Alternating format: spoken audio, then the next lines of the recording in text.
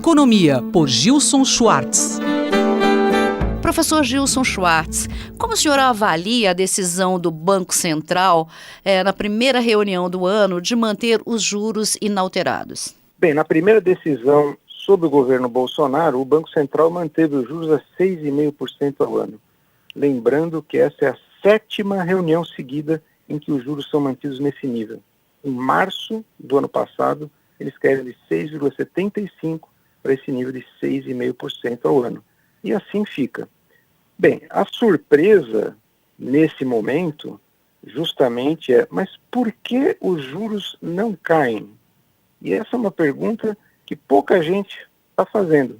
Inclusive economistas críticos da oposição estão deixando passar batida essa questão e alguns economistas, poucos, estão levantando essa dúvida. Mas espera lá, se a inflação está tão baixa, se os bancos, os próprios atores principais do mercado financeiro garantem que a inflação não só não vai subir, como já dá sinais que vai cair ainda mais, por que o Banco Central não reduz a Selic, essa taxa básica que é referência para todas as atividades econômicas no Brasil? Será que o Banco Central não poderia ampliar a dose? Por que esse conservadorismo, sob o argumento de que haveria um desrespeito, uma violação de princípios do Banco Central se o regime de metas de inflação, conhecido como as metas de inflação, elas estariam em risco se o Banco Central voltasse a reduzir a taxa de juros? Isso é uma questão que mexe com o bolso de todo mundo.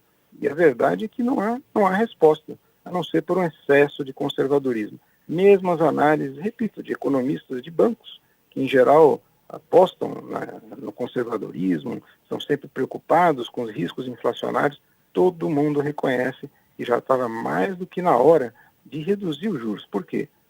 O desemprego continua elevado, a recuperação do emprego ela vai muito lentamente. E quando ela aumenta um pouco na sua intensidade, essa recuperação do emprego, é basicamente empregos de menor qualificação, empregos inclusive na informalidade.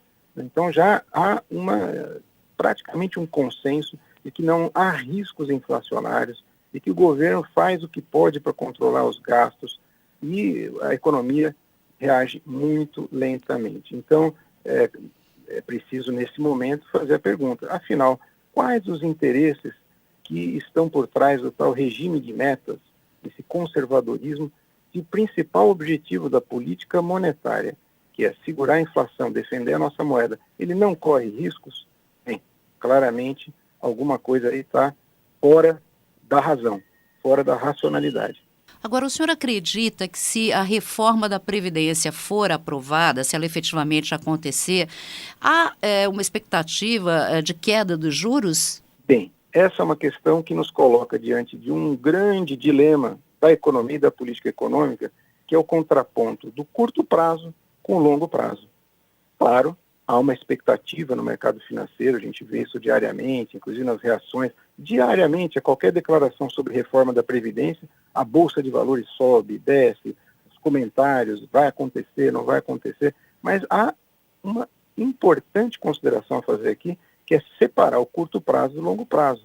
Não adianta submeter a política, que é uma política de curto prazo, que tem que estar atenta à taxa de inflação, ao nível, inclusive, do nível de desemprego, à intensidade da recuperação econômica. Não adianta subordinar totalmente uma política de curto prazo a uma meta, que é uma reforma estrutural, uma reforma da Previdência, que é desejada por muitos, especialmente no mercado financeiro, mas ela não vai acontecer em uma semana, nem em um mês, nem em 3 meses.